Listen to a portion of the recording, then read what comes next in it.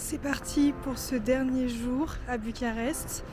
Je voulais dormir un peu plus longtemps, mais j'ai reçu un message de la dame du Airbnb qui me disait qu'il fallait que je parte entre 10h et 10h30. Donc forcément, c'était pas dans mes plans, je voulais dormir et profiter, mais c'est pas grave. Donc je vais d'abord pouvoir visiter, me promener. Ensuite j'irai à ma visite du Parlement. Et puis après je me suis dit que pour terminer la journée, je ferai sûrement le musée national d'art qui paraît très très bien, qui est assez grand. Et comme ça après je pourrai repartir tranquillement, voilà, prendre le bus pour l'aéroport. Voilà le programme de la journée.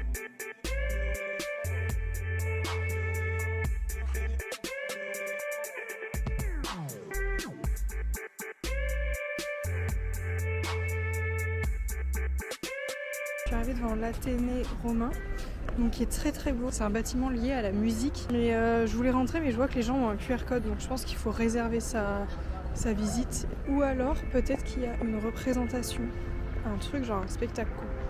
Et que c'est pas juste une visite, genre il y a vraiment une représentation dans le lieu, parce que les gens sont vraiment en costard. Ou alors peut-être qu'il y a une cérémonie. Je sais pas, mais en tout cas c'est très classe.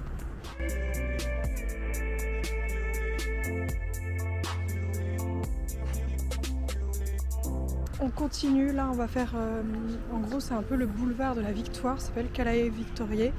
Je sais même pas si je le dis correctement, c'est une catastrophe. Et en fait il y a un peu tous les monuments phares tout au long de la rue. Et ça redescend tranquillement vers le Parlement, donc où je dois faire une visite. Donc ça tombe bien, ça m'arrange. Et voilà, let's go.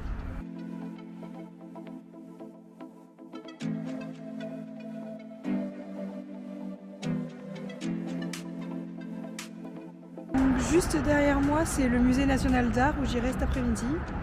Et de ce que j'ai compris, à l'intérieur, enfin en partie, il y a aussi le palais royal accolé au musée, on va dire. Donc il y a encore une famille royale en Roumanie, qui n'a aucun pouvoir sur ce qui se passe politiquement parlant. C'est une famille où là actuellement il y a 5 filles. Du coup la lignée royale risque de s'éteindre parce que en Roumanie c'est vraiment de père en fils. Et là ils ont que 5 filles. Donc pour l'instant, de ce que j'ai compris, la régente de la couronne c'est la fille aînée. Mais ça ne deviendra jamais la reine en fait. Vive les monarchies misogynes. Dans certaines monarchies, ça a changé au fil du temps. En Roumanie, jamais. Et du coup, là, en fait, ça risque juste de s'éteindre, en fait, tout simplement. Au lieu de juste donner le pouvoir à une femme. Voilà. J'avais envie d'un petit déjeuner, d'un petit chocolat chaud. Et là, je viens de trouver un truc French Bakery, pâtisserie fine sur beurre. Est-ce que je vais aller tester? Oui. Est-ce que je vais juger? Oui, très fort.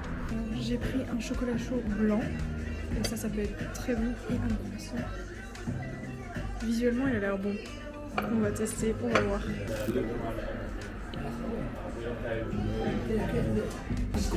C'est un vrai croissant.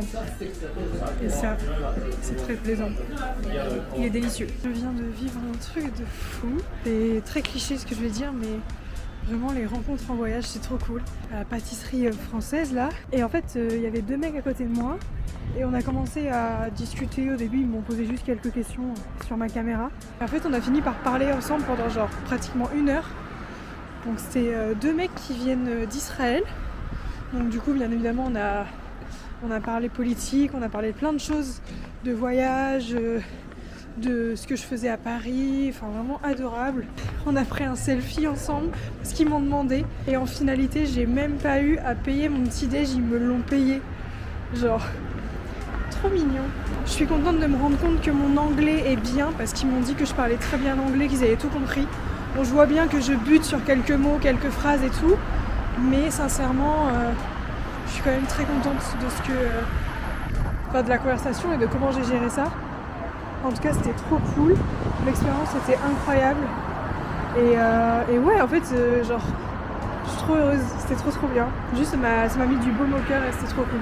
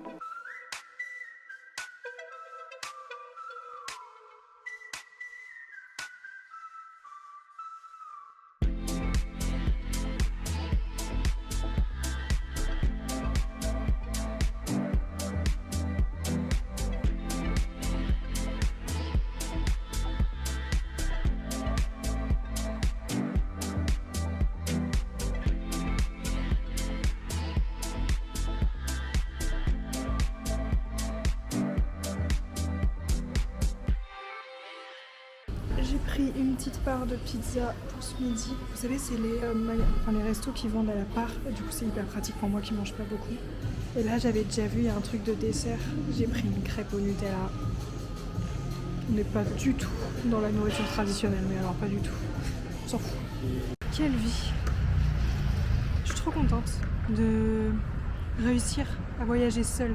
C'est tellement agréable, ça fait tellement du bien de se retrouver et de juste faire ce qu'on veut, quand on veut, tranquillement. Et je sais pas, genre, à tous ceux qui potentiellement n'ont jamais voyagé seuls et qui regarderont cette vidéo, sachez que si vous vous lancez, vous regretterez pas. C'est vraiment une belle expérience, ça fait du bien. Et je vous dis pas de voyager pendant des mois, genre juste faire des petits week-ends comme je fais, un peu à droite à gauche pour commencer, c'est hyper bien. Surtout en Europe, il y a tellement de choses à voir que on est vraiment bien servi. Et puis bah voilà quoi, c'est juste agréable en fait. Ça fait du bien de réussir à aimer des moments seuls, à se retrouver et à aimer sa propre personne, à aimer être avec soi. Je sais pas, c'est un peu philosophique tout ce que je dis là, mais en vrai, n'hésitez pas à sauter le pas. Si cette vidéo peut vous aider à vous lancer, alors faites-le vraiment. Alors, on va déguster tout ça.